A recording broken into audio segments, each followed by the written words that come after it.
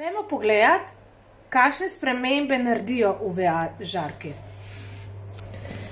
Tole je en primer, ko se točno vidi, kakšen vpliv imajo UVA žarki.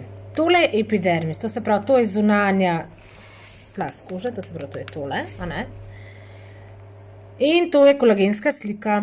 Stranka ima zelo debelo kožo, še mlada in kar kaže še na to, da vnetni faktorji še niso dovolj dolgo bili prisotni, da bi to tudi vplivalo potem na debelino kože. V glavnem, a vidite tole mejo, točno se vidi tale meja, takole, kako globoko prehajajo UVA žarki in kako razgrajujejo kolagen.